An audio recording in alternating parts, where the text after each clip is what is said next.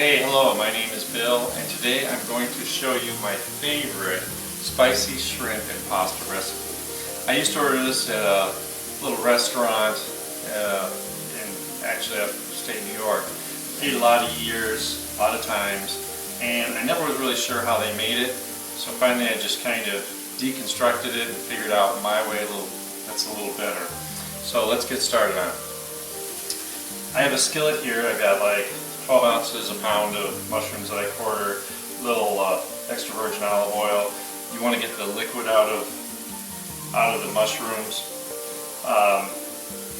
so it doesn't steam our vegetables. We want a pretty good heat, and I just want to make sure, yeah, pretty much evaporated all, shriveled them all up. It's just what I want. It's going to be great for the flavor. But now I want to change it up a little bit. I need about 2 tablespoons of butter in here.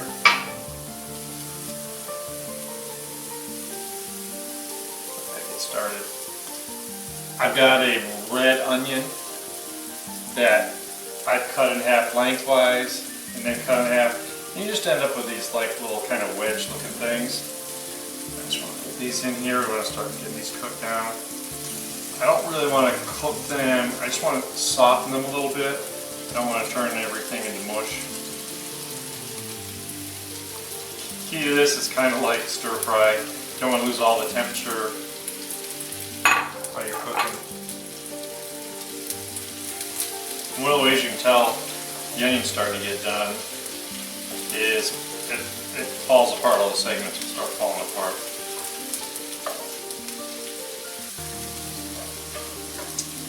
And there's a reason, we'll get into later, why I use butter instead of olive oil for this. I think this is one of the tricks I finally figured out after trying it 1,000 times. So I want a fairly high heat, maybe not as high as when we were getting the mushrooms cooked down. Alright, so let's put a little heat going here.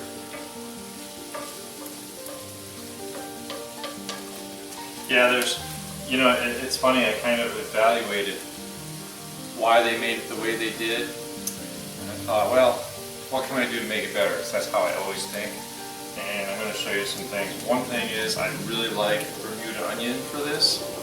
I just think it's a little snappier flavor.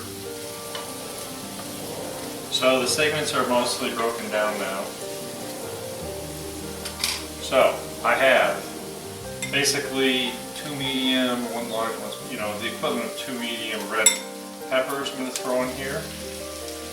Get those stirred up. My pan's getting a little fuller. We're going to have this thing right to the brim by the time we're done, I think.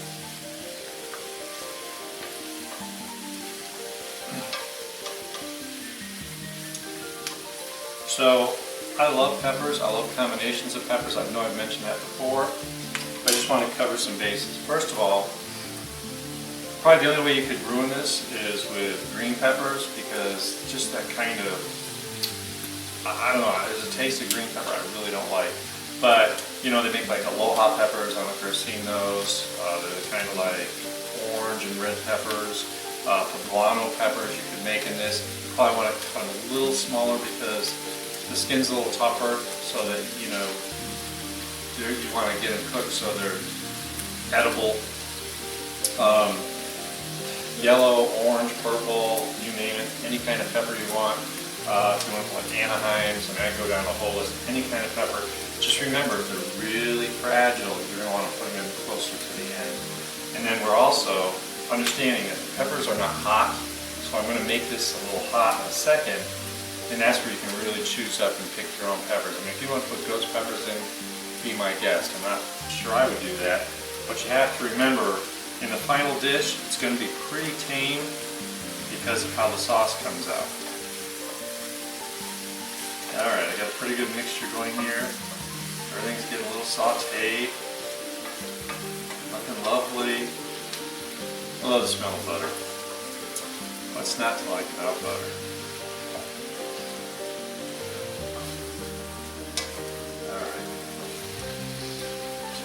starting to get a little glisten and heat to it. The mushrooms are mixing in nice. The onion's starting to break down a little bit. Like I said, I want it still a little crunchy. I don't want to make it like, you know, when you cook onions to death. I want to have a little bit, and they're going to cook for a while because this recipe does take a minute. So this whole process is probably about 5 minutes. So it really depends on the heat. With the butter, I don't turn the heat up as high as if I were using olive oil. I don't want to really burn the butter. It does smell good though. Let me tell you.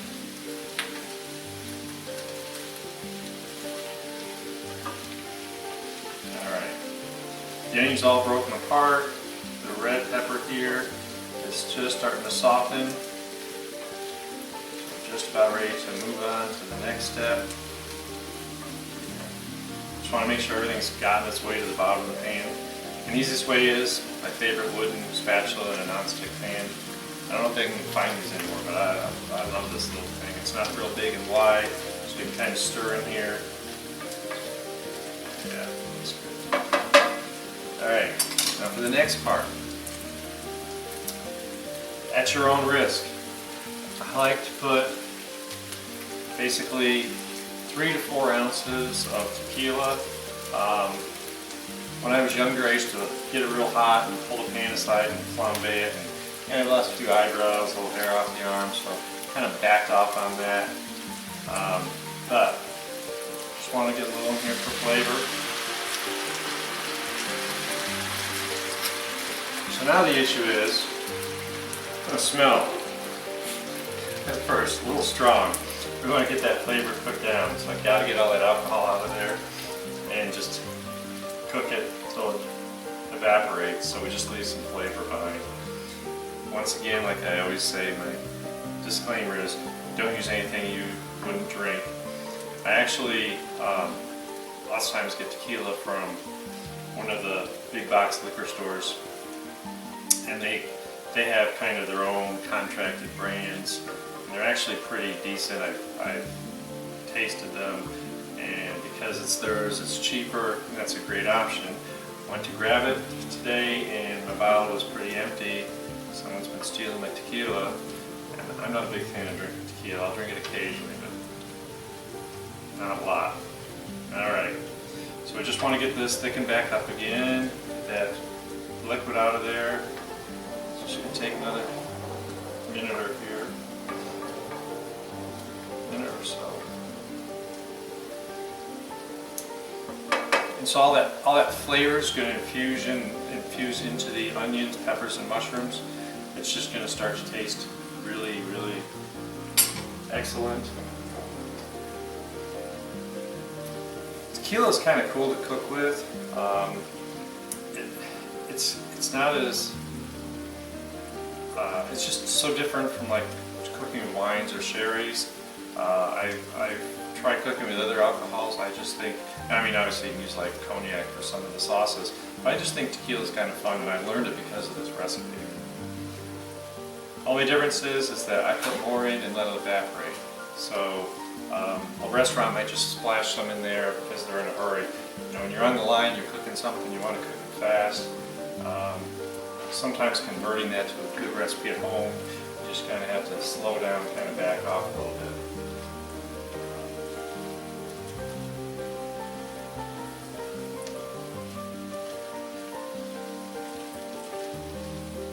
So this is the beginning of the sauce. We've got some butter and tequila. I don't know if you've noticed, but everything's starting to kind of wilt a little bit. So what was really looking full in the pan is now looking a little more normal. And all those big huge chunks of onion and pepper are shriveling up a little bit so they're more palatable. That's why I cut them big, because I still want to see them on my food. They call it like rustic. Alright, so I think we've done a good job here. Let's move. For the seasoning, I have, just for color, a tablespoon of chili powder. I just like the redness that comes out of it. about a tablespoon of cumin and just some fresh ground black pepper. The steam from my dish always makes it stick in the pan.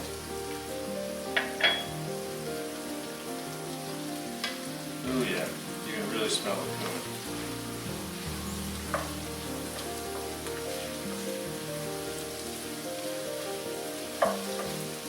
I'm never afraid to experiment with flavors. Okay. Next step. This is a really large jalapeno. Like I said before, you can use any kind of pepper you want. I like to use this for the spiciness, but I really don't like overcooking jalapenos, so that's why I put them in so late in the game. I want to mix these in here. They're more going to steam, but they're going to be the crunchiest part. Like I said, this is where you could add any kind of pepper you want that is a little louder, or you could leave it out completely if that's your game.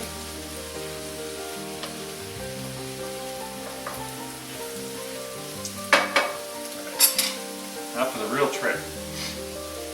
I got some half and half here. I'm going to pour in and turn down just a hair because I don't want to boil it. I'm going to pour in 3/4 to a cup. Just want to get all those peppers nice and covered.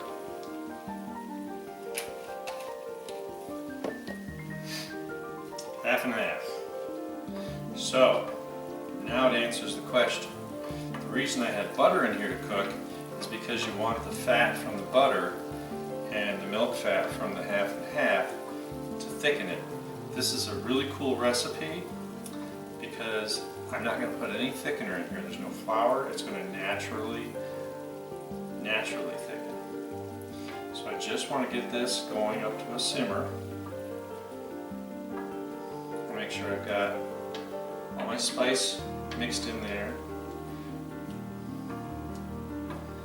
I just want to watch this real careful, get back up temperature, because it was cold from the fridge.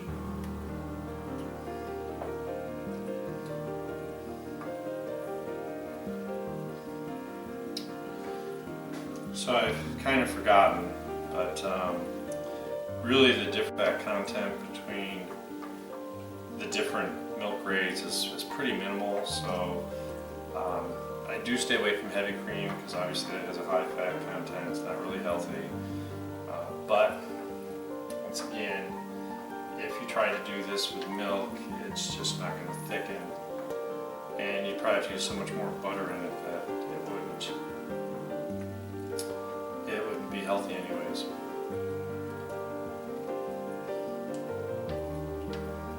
To me, heart healthy is I stay away from sodium, salt. So now basically, got this going.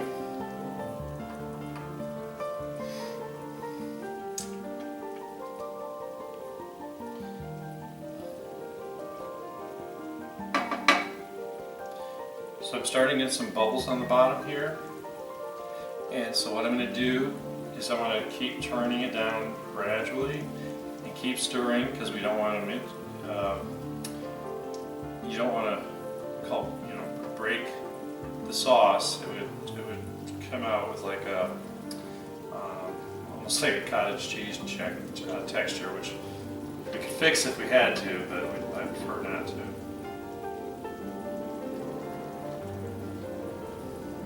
I have guests flying in. That's the helicopter here landing on the roof.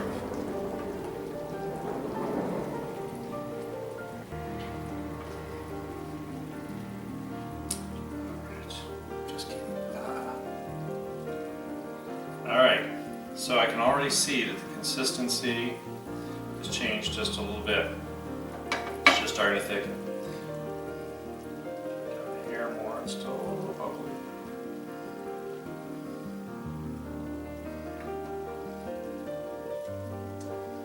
Alright, once again everything's starting to kind of shrink down where I want it.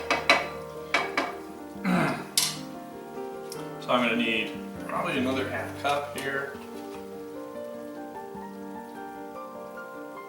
Just want to keep bringing this up slowly. In the end, we're going to use this whole thing. Probably about 3/4 of a cup left in here. I'll show you a really cool trick. If you get to this point and you're like, oh gosh, I don't need to serve for another half an hour, you can turn off the heat. When you bring it up, just make sure you're stirring pretty constantly. And I have a trick for making using a thermometer to tell you how hot it is. You can always throw in a little bit of butter right in the center, and as that melts, you know it's up to temperature. Sometimes I'll do that right before I put the seafood in. All right. Pretty good. All right. Next step. Got about a pound of shrimp that are peeled and deveined. I like to use, if you can get them, if you're in Florida, you get Key West shrimp, but just some higher quality. I don't like buying the frozen fish from grocery store or big box store. I'm not trying to save money on this. It's a pound. It's going to make 2 complete, big, huge bowls for 2 people, 2 really hungry people like myself. So I just throw that in there. Once again, got just a little bit of bubbly going on in the bottom of this pan. Shrimp will turn pink relatively fast. So this is a method that I must have read somewhere or saw on TV 100 years ago. Oh, we didn't have TV back then. It's kind of a poaching process, and I like the way it keeps the texture. So when I said I kind of reverse engineered this meal, is I think probably the way they made it at the restaurant I used to buy it at is they probably like sauteed the shrimp and then threw everything else in, so they're making a mad dash out of it.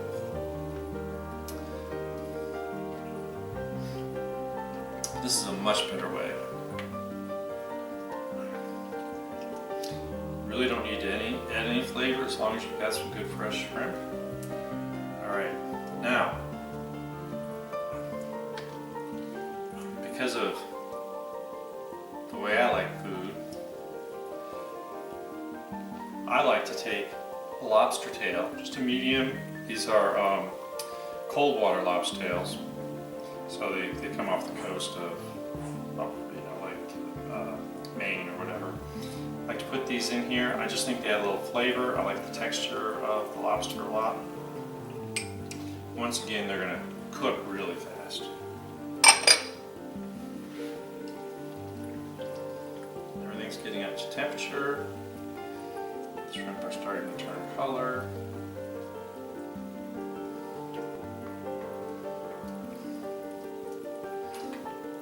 I've got a lot more stuff than I do.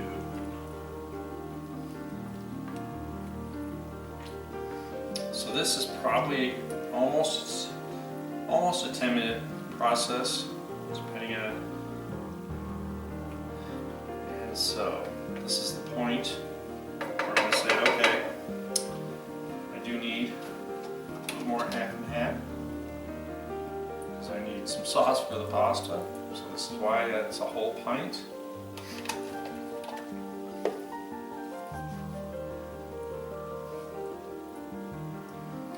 Shrimp are definitely cooking.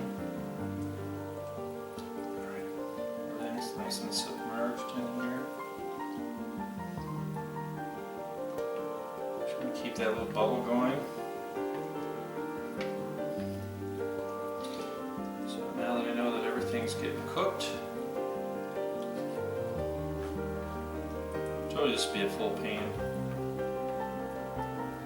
So you could do this over rice. Watch. Make sure that's getting nice. Still got some bubbles popping up.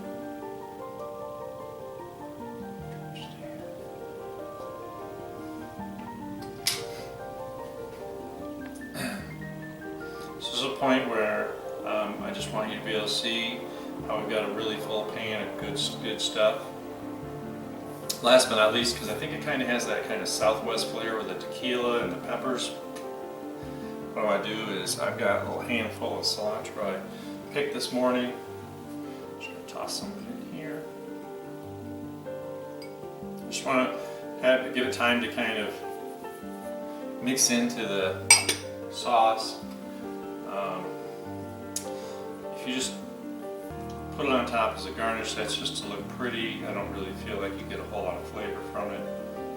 So I just want to get this mixed around here.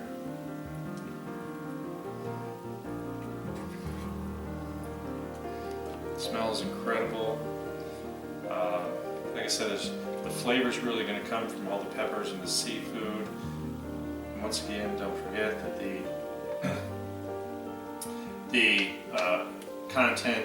fat content from the half and half and the butter is definitely going to cut the heat of the peppers. So this is not overwhelming. It's definitely not. All right, it's got a couple more minutes. My sauce is just a little bit thinner than I like. This is real TV, or real video, live or live. So, another trick up my sleeve, and this does happen. I'm going to just take my last little almost melted butter, stir it in here. That's just going to thicken up the rest of the way. You can still see got a little bubbling going on. It's just simmering, but it is not boiling. It's not going to take long. That butter's going to melt up real quick. The shrimp and lobster is definitely all cooked. Really don't want to get too overcooked, so I'm just going to mix this all in.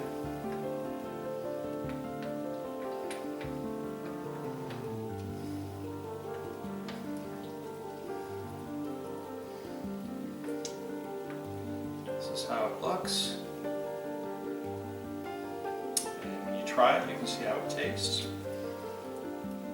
So the next step is, I need to show you how we're going to plate it. Turn it down a little bit.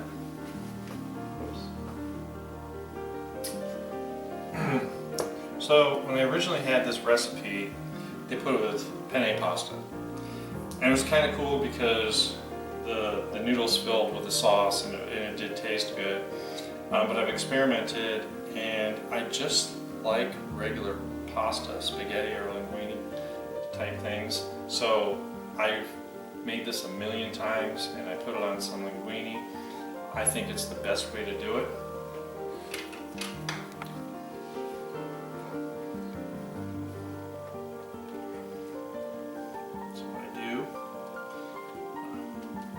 Through here, a couple shrimp,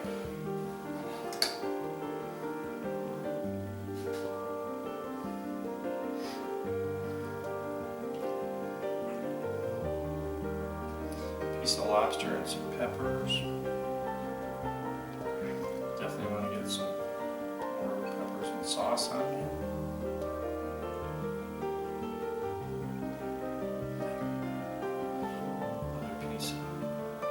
Some good jalapenos and shrimp here.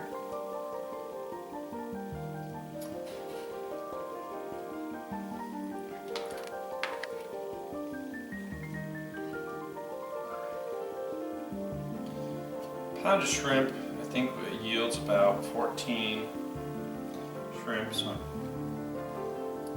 since I'm dividing this up, 2 people, I'm going to snag like 7 shrimp. Then what I want to do, I want to dig in here and get just a little bit of the sauce and peppers to go on the pasta.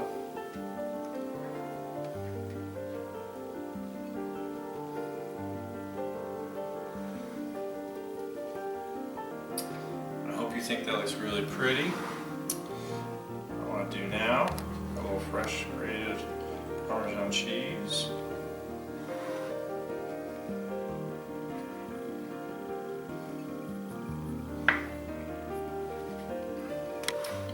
Doesn't that look lovely? You can see all those peppers, you can see the shrimp, there's lobster meat, the jalapenos, the red peppers, the Bermuda onion, and everything is just really, really great.